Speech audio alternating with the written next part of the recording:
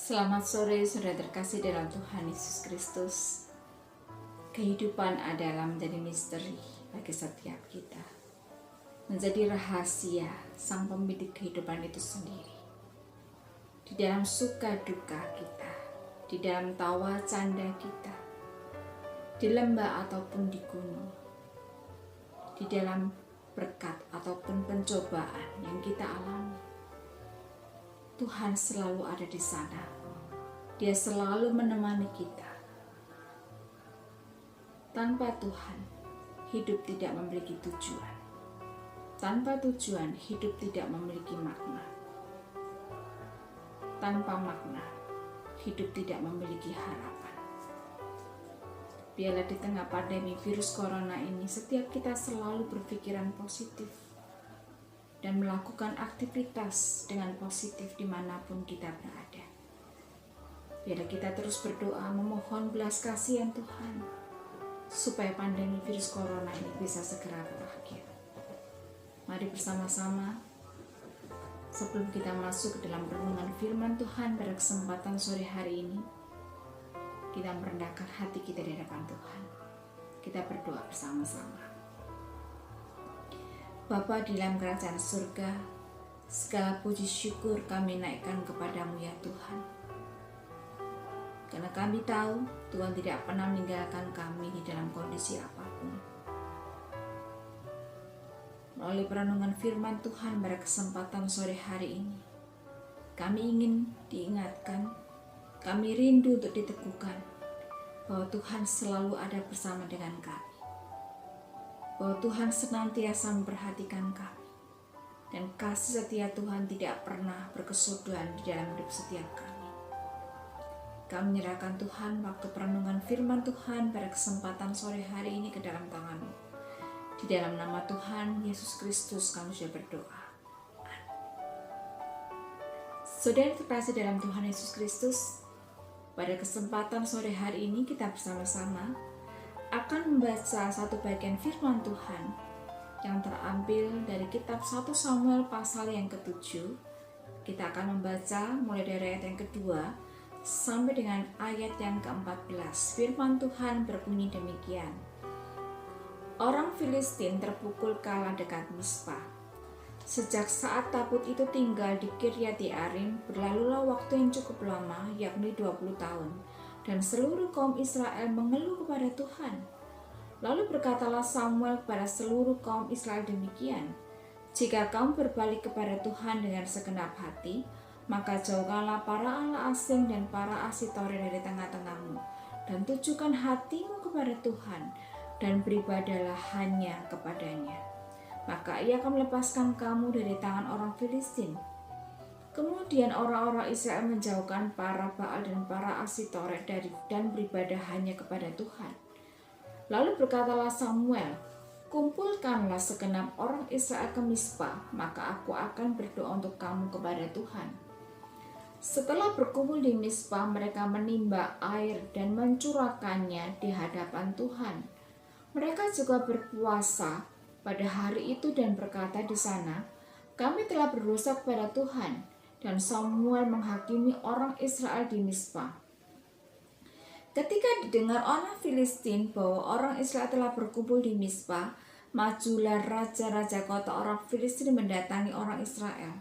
Serta didengar orang Israel demikian, maka ketakutanlah mereka terhadap orang Filistin. Lalu kata orang Israel kepada Samuel, jangan berhenti berseru bagi kami kepada Tuhan Allah kita, supaya ia menyelamatkan kami dari tangan orang Filistin itu. Sesudah itu Samuel mengambil seekor anak domba yang menyusu, lalu mempersembahkan seluruhnya kepada Tuhan sebagai korban bakaran. Dan ketika Samuel berseru kepada Tuhan bagi orang Israel, maka Tuhan menjawab dia.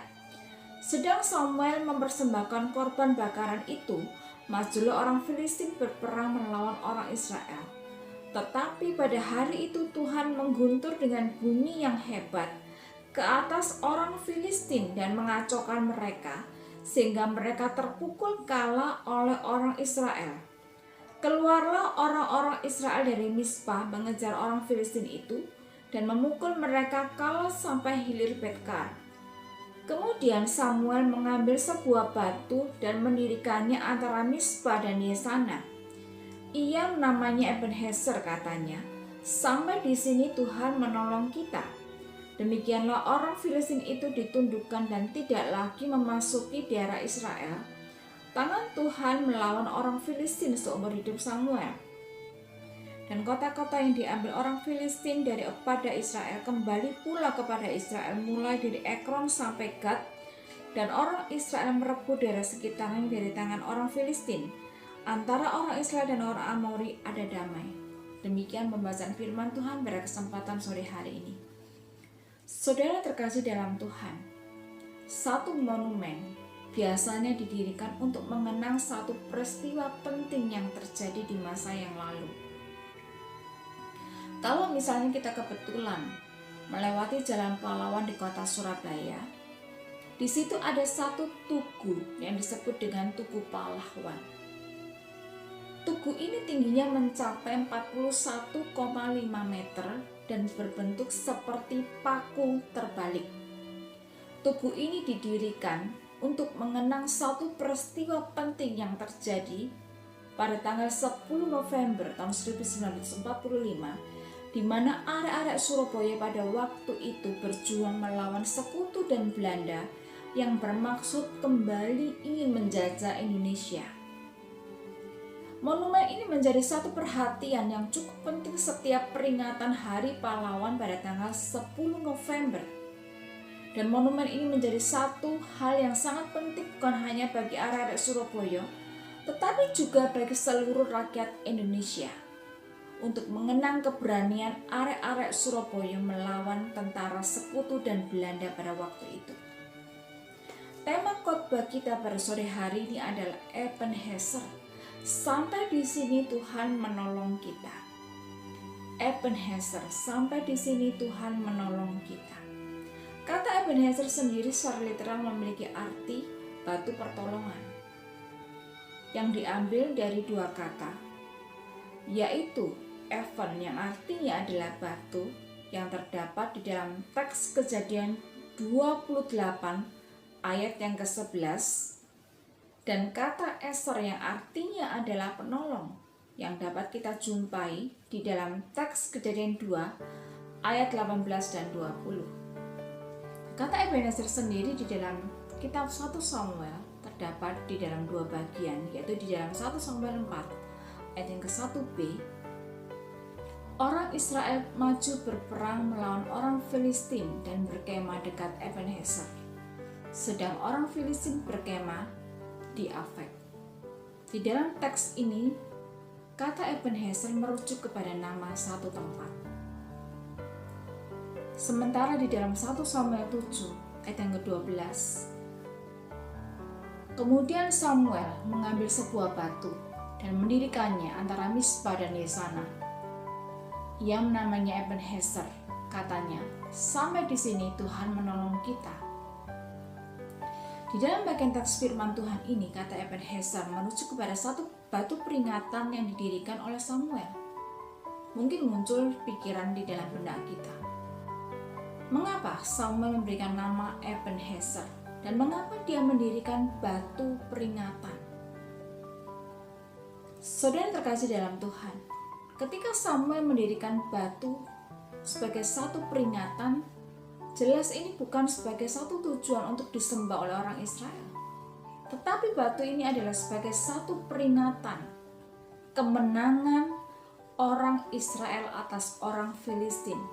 Batu ini adalah sebagai satu kemenangan bahwa Tuhanlah yang menolong orang Israel dari tangan orang Filistin. Batu ini untuk mengingatkan bahwa Tuhanlah yang berperang melawan orang Filistin. Tanpa Tuhan, orang Israel bukan siapa-siapa. Tanpa Tuhan yang berikan kemenangan bagi orang Israel, jelas mereka tidak mungkin bisa menang melawan orang Filistin. Dikatakan bahwa selama kurun waktu 20 tahun, orang Israel itu selalu mengeluh kepada Tuhan. Mengeluh karena mereka mengalami kekalahan dari orang Filistin. Mengapa bisa demikian? Di dalam ayat 3 dikatakan, Samuel secara jelas memberikan nasihat kepada mereka. Jika kamu berbalik kepada Tuhan dengan segenap hati, maka jauhkanlah para ahli Taurat dari tengah-tengahmu dan tujukan hatimu kepada Tuhan dan beribadahlah hanya kepadanya. Maka ia akan melepaskan kamu dari tangan orang Filistin. Tuhan dapat saja melepaskan mereka dari tangan orang Filistin. Tetapi satu hal yang Tuhan inginkan adalah supaya hidup orang Israel itu mengalami perubahan.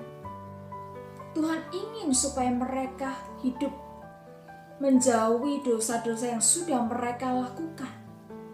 Tuhan ingin supaya hidup orang Israel mengalami perubahan, mengalami transformasi yang dimulai dari hati mereka.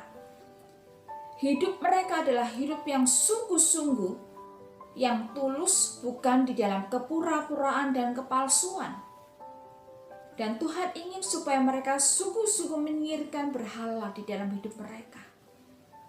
Yang Tuhan inginkan adalah supaya orang Israel hanya tertuju kepada Dia, bukan kepada yang lain. Ketika dikatakan bahwa orang Israel itu hidupnya hanya tertuju kepada Tuhan saja, di dalam beribadah, di dalam melayani Tuhan, artinya adalah di dalam beribadah, di dalam melayani Tuhan, semua yang mereka lakukan adalah demi kemuliaan Tuhan, bukan untuk yang lain. Dan itu juga yang Tuhan inginkan di dalam hidup setiap kita. Ketika kita beribadah kepada Tuhan, ketika kita melayani Tuhan, dikatakan bahwa hati kita tertuju kepada Tuhan. Artinya semua yang kita lakukan adalah untuk kemuliaan Tuhan, bukan untuk kemuliaan diri kita sendiri. Roma 11 ayat 36 firman Tuhan berkata demikian. Sebab segala sesuatu adalah dari Dia dan oleh Dia dan kepada Dia. Bagi Dialah kemuliaan sampai selama-lamanya. Ebenezer, sampai di sini Tuhan menolong kita. Dengan Ebenezer, Samuel menginginkan supaya orang Israel mengingat kebaikan dan pertolongan Tuhan. Supaya orang Israel bisa mengingat kesetiaan Tuhan di dalam hidup mereka. Dan supaya orang Israel mengingat betapa seringnya mereka tidak setia kepada Tuhan. Berapa banyak memori yang sudah kita alami di dalam hidup kita. Berapa banyak peristiwa yang sudah kita alami di dalam hidup setiap kita. Tetapi pertanyaannya adalah, berapa banyak di antara kita yang mengingat kebaikan Tuhan di dalam hidup setiap kita? Berapa banyak di antara kita yang bisa mengingat pertolongan Tuhan di dalam hidup setiap kita? Bagaimana Tuhan menolong kita ketika kita mengalami masalah di dalam pekerjaan kita? Bagaimana Tuhan menolong kita ketika kita mengalami masalah di dalam keluarga kita? Bagaimana Tuhan menolong kita ketika kita mengalami masalah di dalam kesehatan kita? Bagaimana Tuhan menolong kita ketika kita jatuh dan Dia mengangkat kita? Apakah kita selalu mengingat kebaikan Tuhan? Apakah kita mengingat kesetiaan Tuhan? Atau justru kita melupakan Tuhan?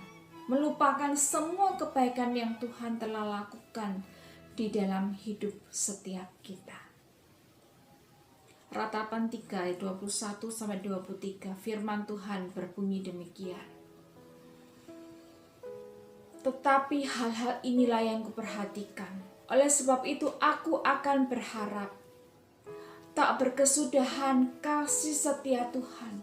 Tak habis-habisnya rahmat-Nya. Selalu baru setiap pagi. Besar kesetiaan. Biarlah di tengah pandemi virus corona ini, setiap kita selalu mengingat kebaikan Tuhan. Selalu ada ruang bagi kita untuk senantiasa bersyukur kepada Dia. Dengan mengingat kebaikan Tuhan, dengan mengingat kesetiaan Tuhan di dalam hidup setiap kita, ada harapan di dalam Dia. Dan Tuhan ingin supaya setiap kita selalu ingat akan Dia, mengingat akan kebaikannya, mengingat akan kasih setia Tuhan di dalam hidup setiap kita. Ebenezer, sampai di sini Tuhan menolong kita. Di dalam waktu Tuhan dan di dalam cara Tuhan, padang gurun akan membuka jalan kepada sebuah tanah yang dialiri susu dan madu. Harapan adalah nilai kemanusiaan yang penting untuk kehidupan yang dinamis. Di tempat ada harapan, di situ ada kehidupan. Ebenezer, sampai di sini Tuhan menolong kita. Selalu ada harapan di dalam Dia. Demikianlah renungan firman Tuhan pada kesempatan sore hari ini. Kiranya firman Tuhan hari ini memberkati setiap kita. Tuhan Yesus berkati kita semua.